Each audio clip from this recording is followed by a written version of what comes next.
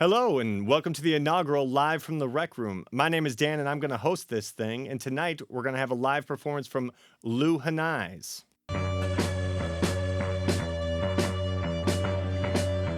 Check 1 2, check 1 2, hey hey, check 1 2, hey hey, check 1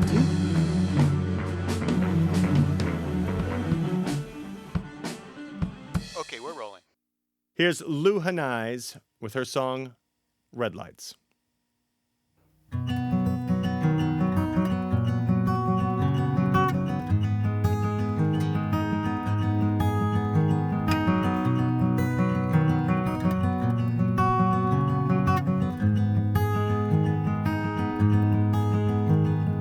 Trying not to count the time I'm stuck at all these damn red lights, and I'm using voice like chewing gum.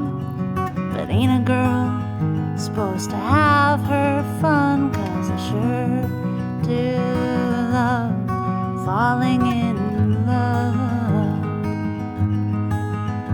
I sure do love falling in love.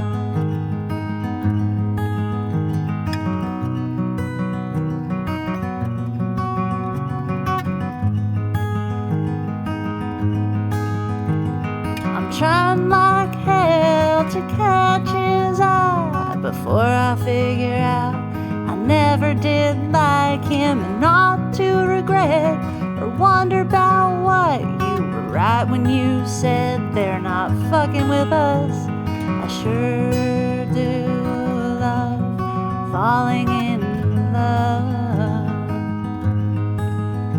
I sure do love falling in love.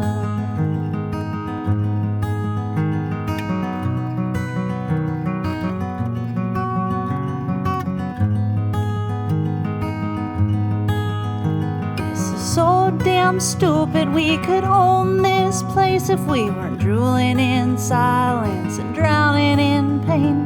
The skin on your back feels so soft in the dark. What we tried to keep a secret ain't so secret after all. I sure do love falling in love. I sure do love falling in love.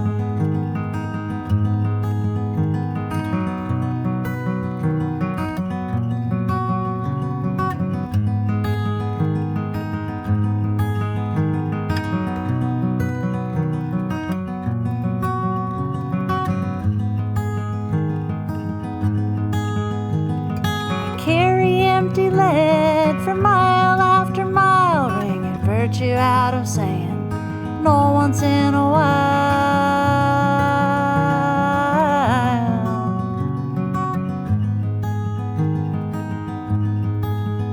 but I sure do love falling in love. I sure do love falling in love. I sure do love falling in love. I sure do love falling in love.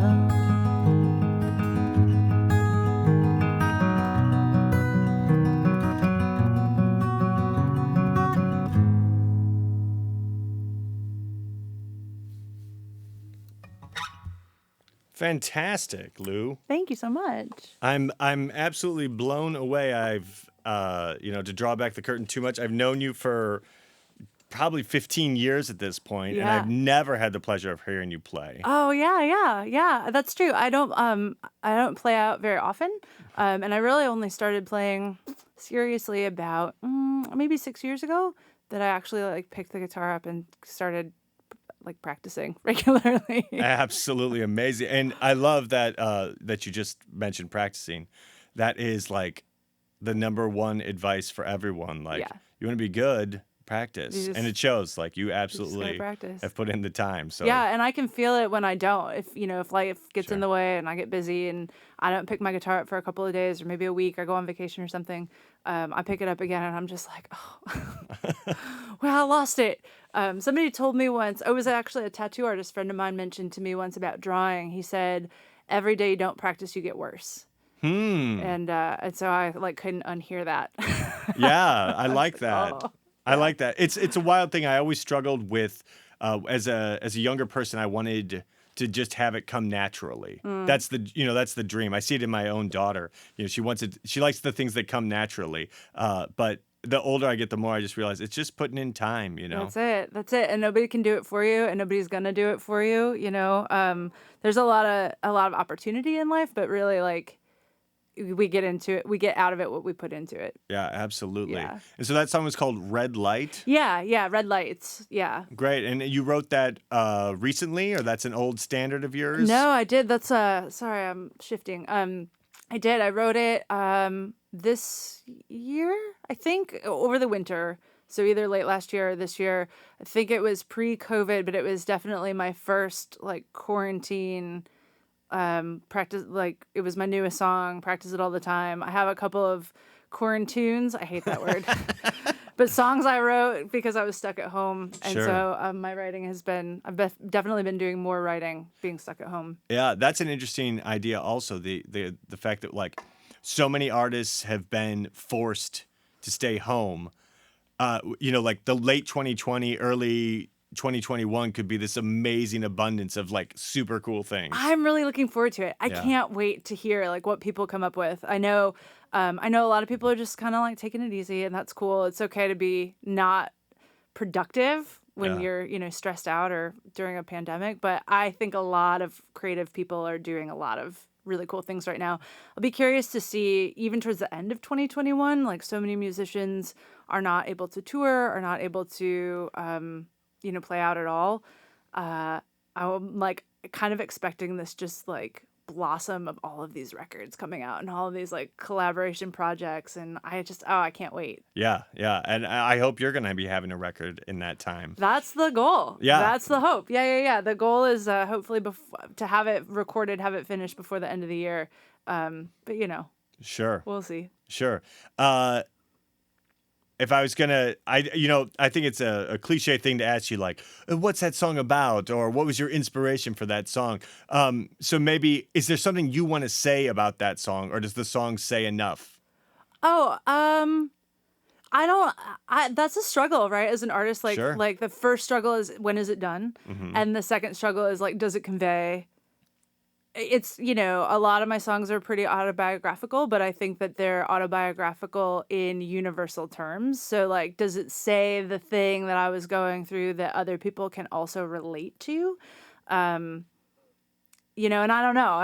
Other people have to tell me if Sure. it does. But so I don't know if it speaks for itself. A lot of my songs and a lot of my writing include a combination of real life events and then, overarching moods or feelings. So like as you know, I used to live in Chicago. I lived in Chicago for many, many years, over a decade. And I got really frustrated with like driving in Chicago. Like Chicago traffic is like one of the worst, but even just driving through town, it just felt like it took so long to get everywhere. And I remember I was at a stoplight, a red light, on Logan Boulevard. And I thought to myself, I hope when I die, I don't find out exactly how many minutes or hours or years of my life I spent waiting at red lights. Like, I hope I never know how much of my life was spent waiting for a red light to change. And I had that, I was like, I got to work that into a song someday. So, 10 years later, I got it in there. I love it. What else do you have for us? Let's hear another tune. I'm going to actually play a slightly older song. I reworked it during quarantine. I've been really focusing on finger picking lately. So I reworked the song to play it as a finger pick tune. So this one is called Bad Day.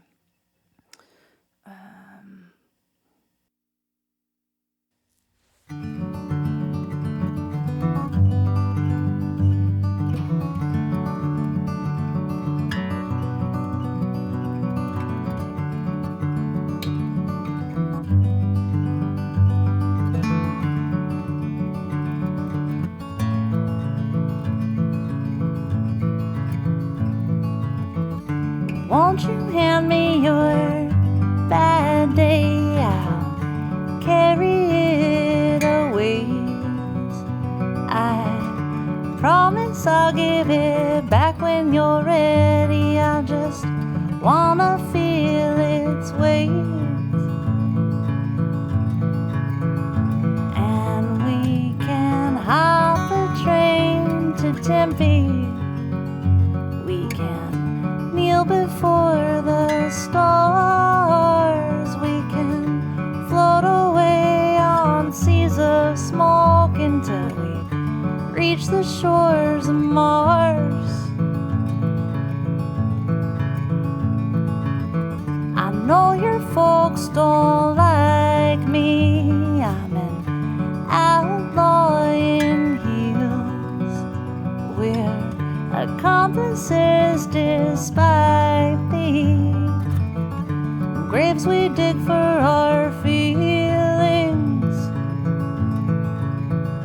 And we can thumb a ride into Echo Park, sing our elegies to the crows. We can float away on rising sparks until we dream the dance of the ghosts.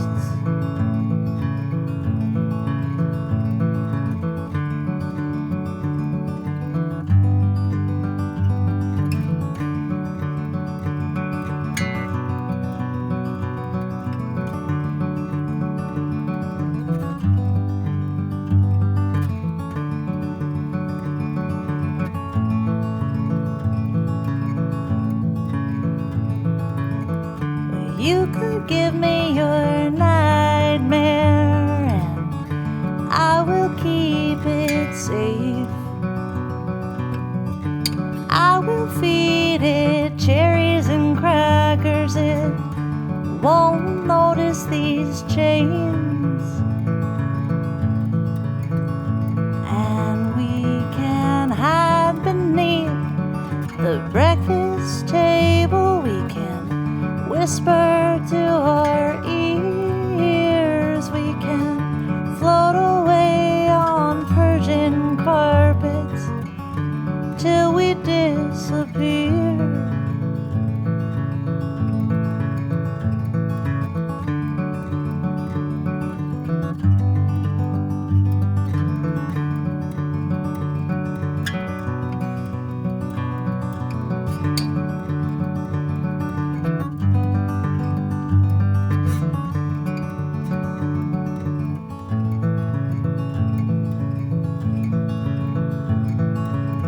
So aim your madness at me, or shoot me up with your sin, or lend me your blasphemy, or your sawtooth grin. And we can float away on rolling boulders right to gravity's end. You can go on and leave your head on my shoulder. I'll guide us in with the wind.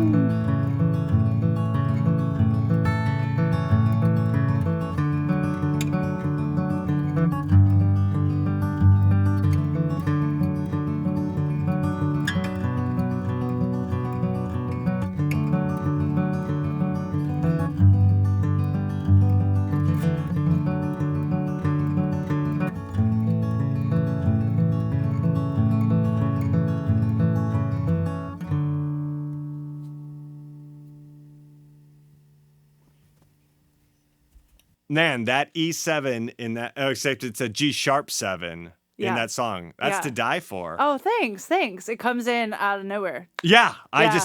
I'm envious of that songwriting there that you found that. That's a great chord. It really Thanks. nailed that song. Thanks. Thank you. Yeah, to be honest with you, I was just kind of looking for something different. I didn't really have a bridge or a chorus or anything, as you might have heard. No. And I was like, it's got to go somewhere. And it's got to be like a little dramatic. Yeah, and Yeah. I think it does this great thing where it takes you somewhere, and then classically, then that would go to whatever, without getting into massive theory or whatever, but that would maybe go to a G, or build from there, but then you just back it right up and go back, and so I think that's also an interesting choice rather than to do the dramatic build like dun dun dun. Yeah. So it's funny because that you mentioned theory, because I know no theory. I'm learning it, but yeah, for the most part, I have like zero theory knowledge, and I had even less theory knowledge when I wrote that song than I do now. And I think it helped. I think I was able to just sort of like, oh, that sounds kind of off, just off enough to like give it some tension. Let's keep it in there. And that's a wild thing about learning your craft in music, is that in some ways, a little bit of knowledge can be very dangerous. And so, and I think theory is a great example of that. I can get stuck in songs that are 1-4-5 all day long. Sure. And there's a reason. I mean, like the pop genre is built on it, and it sounds so pleasing, but you really have to start pushing through and start going, okay, I don't have to stay in 1-4-5. I know that works.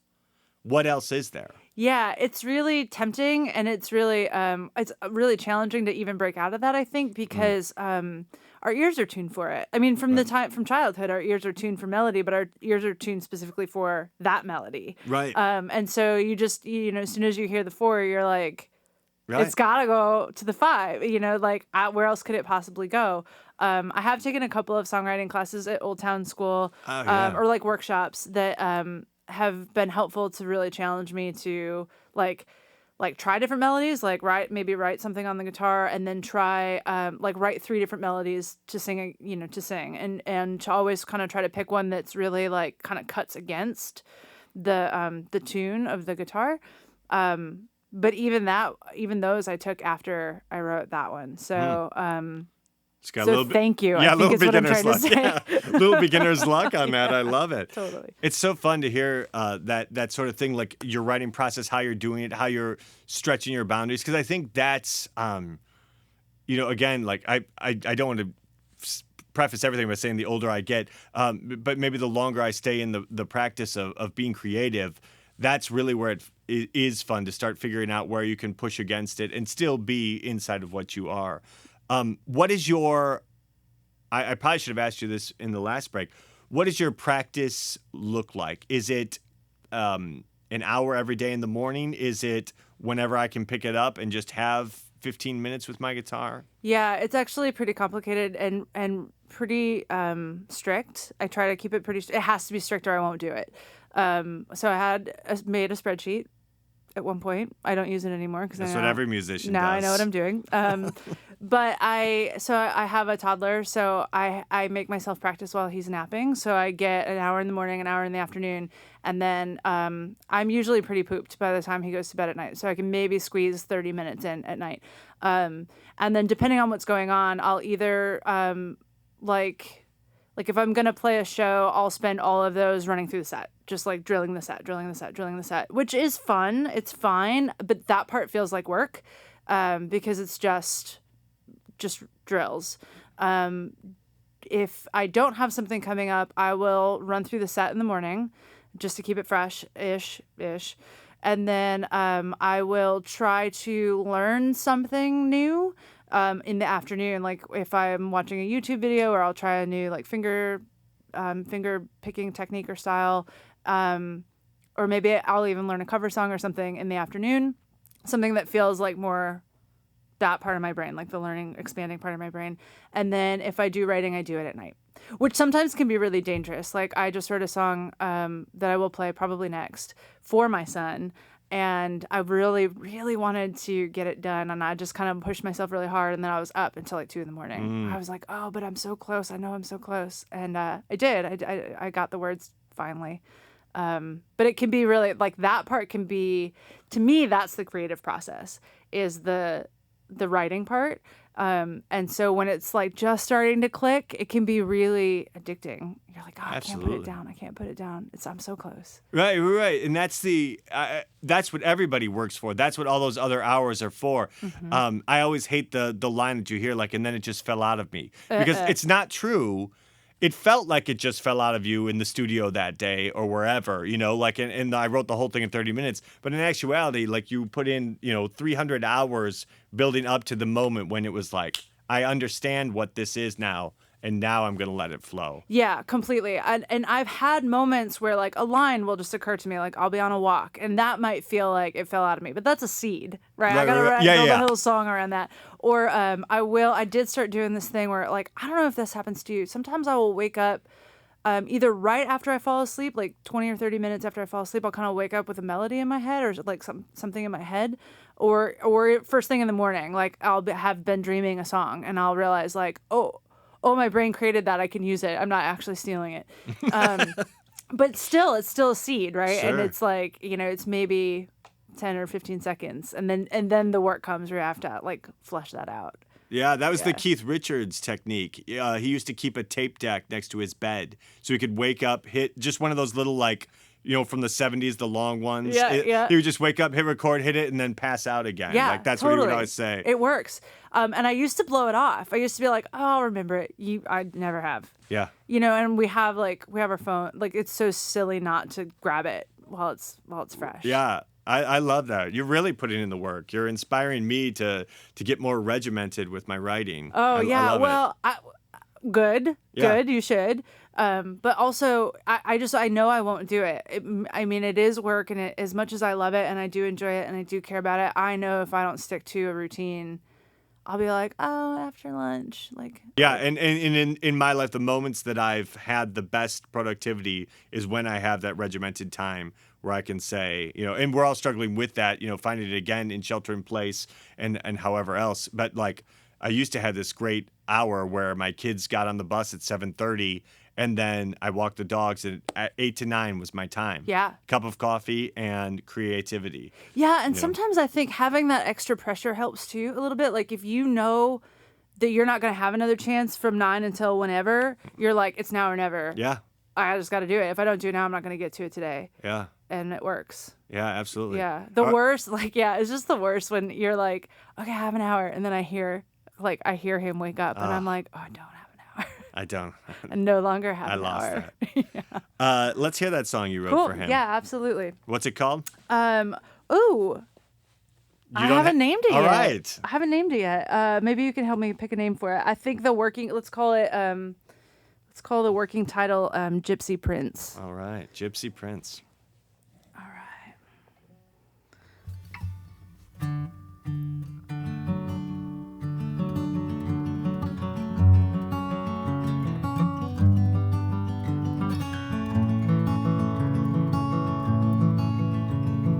Come on over here, little gypsy prince. Feel the balance of your influence in the rhythm of my honest breath.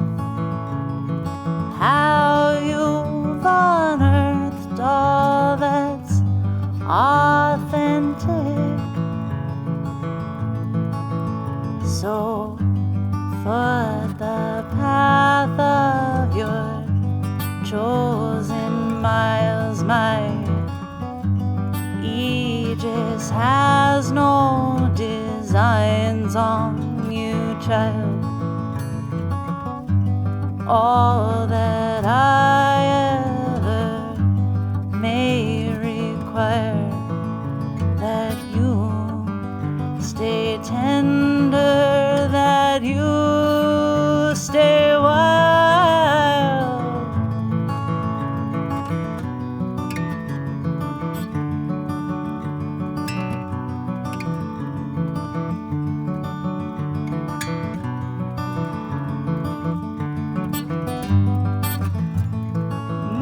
So close.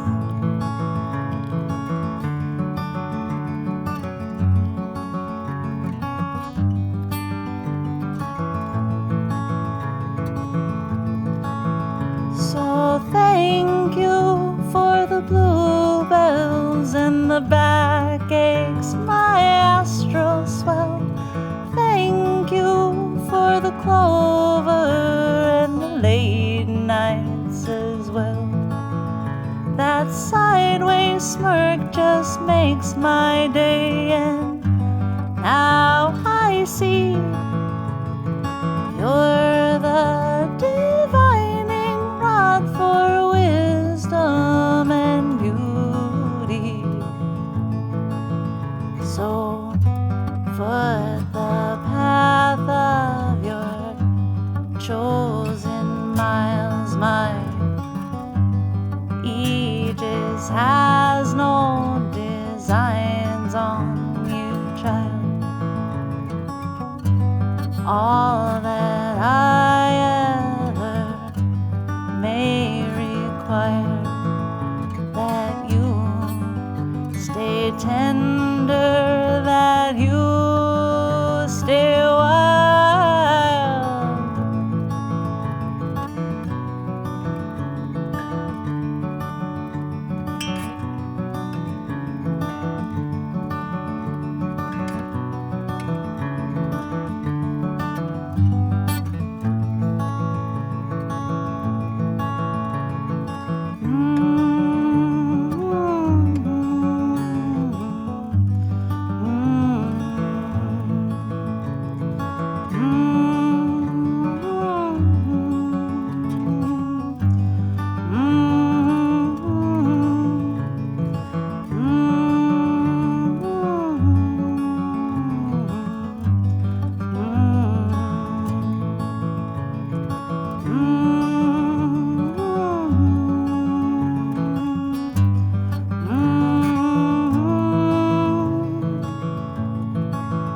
So close your eyes, now sleep tight. I'll be here all through the night.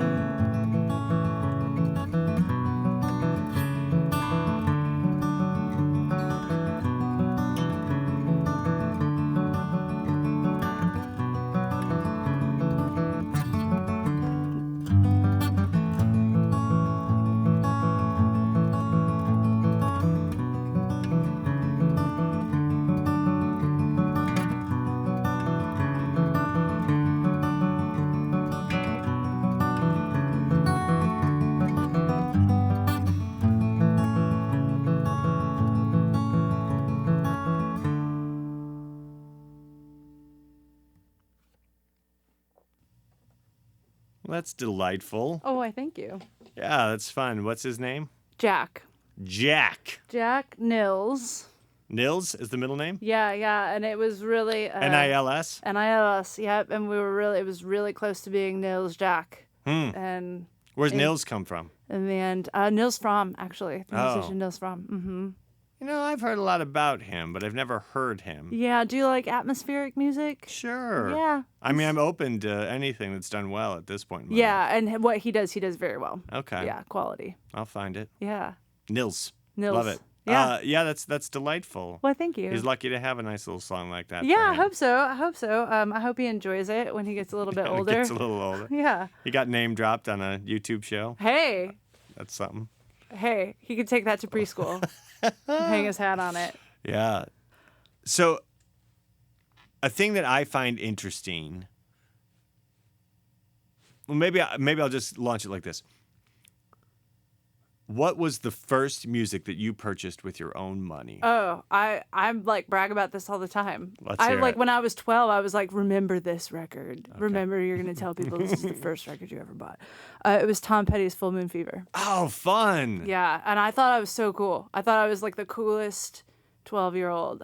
Like, and you know, the reason I thought I was so cool is because my friends' parents would say to me, "You like Tom Petty?" And I'd be like, Sure. "Yeah." You've got a doorway into the generation Of course, above. right. And I was like, I'm onto something here. There's no way around this part of the conversation, which is like, who are three artists that shaped the sound that you wanted to make, or that you said, if they're doing that, I want to do it too. Yeah. You know, not necessarily like, I mean, you can draw a parallel between your picking style between this and that, but just kind of like there are three people that were doing it, and I said I need to do it. Yeah. That's such an interesting. I think about this a lot actually, because I find that some of the artists that are the most like inspiring to me or inspirational to me, I often wonder like, why don't I sound more like them? Like, why don't I ever learn to play their songs? And I think on one level it's because I feel like their songs are just so perfect that I have no interest in like revamping them or like playing covers of them or whatever. So I feel like my sound I've kind of defaulted into my sound a little bit, like just playing the way that I'm comfortable playing has sort of created its own sound, which is not really my sound. It's a very traditional, almost, folk, like 60s kind of Peter, Paul and Mary almost sound. Which whatever. Yeah.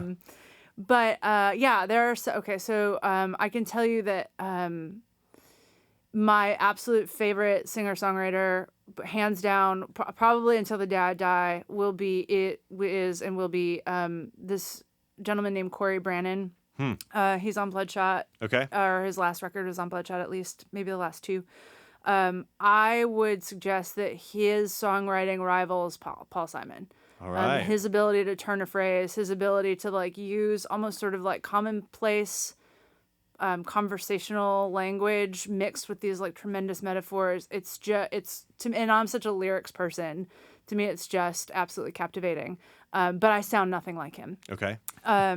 There is another artist who I just adore, who I admire out of Los Angeles by way of, I think she's from Mississippi, named Garrison Starr, who I listen to her records and I try to match her pitch. She's like pitch perfect. Like I think she grew up singing in the church, and she's just like, if I could sing like her, I'm gonna someday. Garrison, I'm coming. That's for you. what No, we're I'm just working kidding. for. I will sing like her someday. But growing up, I listened to a lot of like punk rock. I've listened to a lot of punk rock, which at least made me feel like I can do it. Like, sure, you can do it. You just pick it up. You can do it. But I also listened to a lot of like the stuff that my mom loved. Like, I fell in love with Bob Dylan and Neil Young and Joni Mitchell. Those three in particular.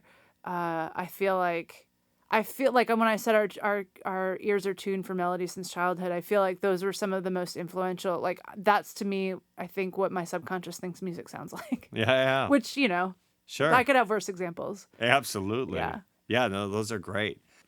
So, we're playing as Lou Heneise. Yeah. Which is also your name. Yes, correct. So that's convenient. Yes. Do you have other bands that you played in that if people want to find you out there? No. I can't believe it. No, I'm sorry. I can't believe this is your debut project. I have played in bands. Sure, but they can't find it. But yeah, we never released anything. Okay. So I've played with some amazing musicians, and I will name them if they don't mind. I played with Matt Holland. Matt Holland played drums. Love Matt Holland. And he was out of this world. He kind of ruined me for drummers because I don't really know who's ever going to play drums the same. I played with our mutual and dear friend Eric Block, who did some lead parts. Yeah, Eric Block, Rec Room Studios. Yep, absolutely. We'll drop it. I think I need to get him back. And then we also played with a gentleman named Ryan. We'll call him Ryan Klopp, because I actually don't know how to pronounce his last name. I think it's Klopfenstein. Klumpenstein is what I just heard through the monitor. There you go. And he was awesome. And then I played in another band that was, I kind of really actually miss this band. It was an all-women doom metal band. That sounds fun. It was. And I played with my good friend Megan Emish and another friend of ours named Sally, who played bassoon. And another friend of ours named Bridget, who was like just picking up the bass for the first time and totally nailed it. And that was a lot of fun. And then I had a baby, so I had to take a break from that band. They're still going. Way to go, baby. I know. They're still going. Do you have another song for us? Oh, I do. Yeah, I sure do. This is, I don't strum very often anymore. So this one has some strumming involved. Well, let's just see. Yeah, we'll hear you strum. We'll see how it goes.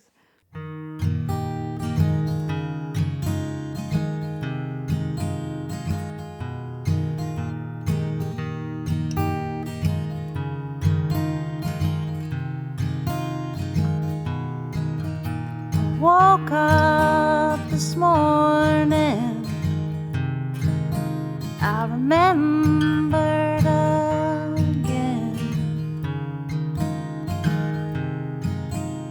that you are gone.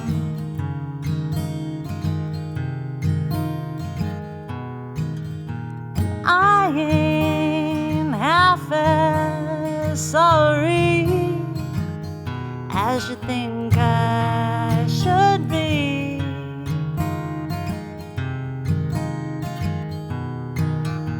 Baby,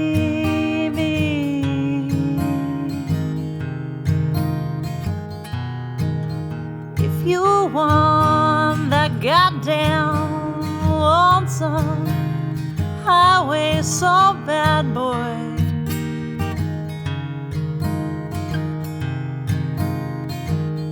go on and have it.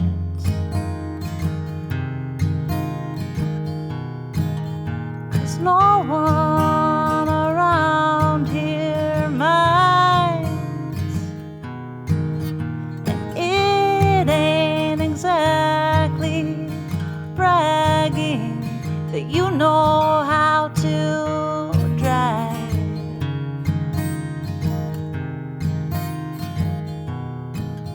When there ain't no kind of lonely quite like being alone in fucked up company.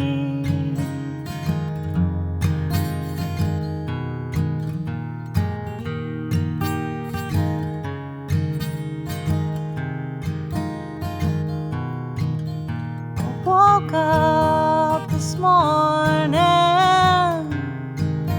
I remembered again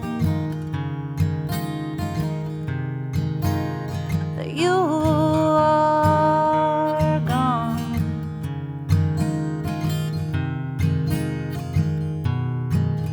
And I ain't half as sorry as you think I should be.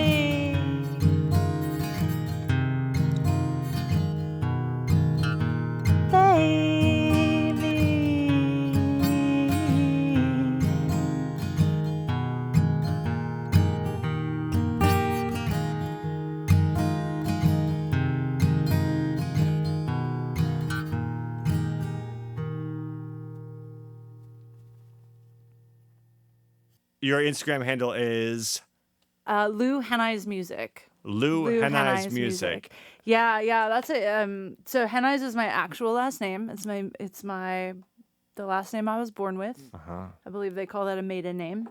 A good name? I think they call it your good name in India. Your good name? What is your good name, sir? Oh, Heneise.